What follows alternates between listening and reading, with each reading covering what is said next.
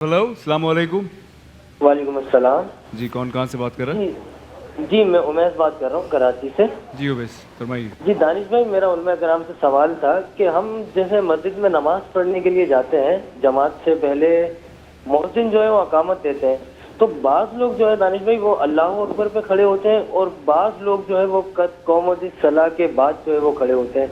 तो असल ये अकामत में किस वक्त खड़ा होना चाहिए, मतलब सही तरीका क्या है? अच्छा क्या सवाल वक्त है। है? सवाल है, थोड़ी रहनुमाई फरमा दें। आमिर अब्दुल्ला साहब से। आमिर भाई। ठीक है मेरा भाई। बिस्मिल्लाहिर्रहमानिर्रहीम।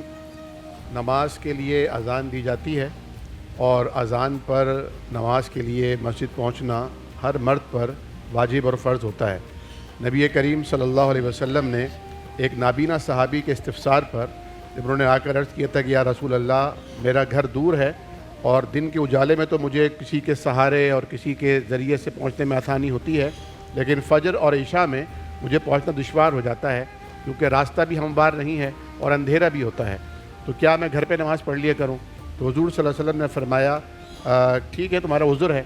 जब वो पलट कर जाने लगे तो आपके पास वही आई और आपने उन्हें दोबारा तलब किया और पूछा, हल समिअत निदा, क्या तुम आज़ान की आवाज़ सुनते हो? उन्होंने कहा जी हाँ। फरमाया फ़अजिब, तो फिर तुम्हारा मस्जिद में आना ज़रूरी है। अब जो साहिल ने सवाल किया है कि अगर मस्जिद में आ गए हैं और आने के बाद अब क्या करना है, तो सबसे पहला जो हक़ है मस्जिद का वो है तहियतुल मस्जिद, यानी अगर आपने वज़ू कर लिया और आपके पास वक्त मौजूद है तो बैठने से पहले आप तहियतुल मस्जिद यानी 2 रकअतें लाज़मी पढ़ लीजिए।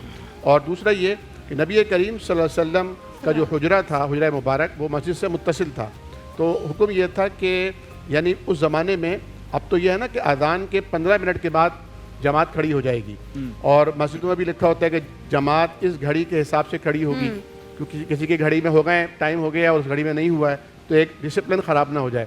लेकिन नबी करीम सल्लल्लाहु अलैहि वसल्लम के अहद मुबारक में सिस्टम नहीं था। हुजूर करीम सल्लल्लाहु अलैहि वसल्लम का हुक्म था कि जब मैं आ जाऊँ, यानी जब आपको निकलता हुआ देखें फिर उस वक्त खड़े हो जाएँ।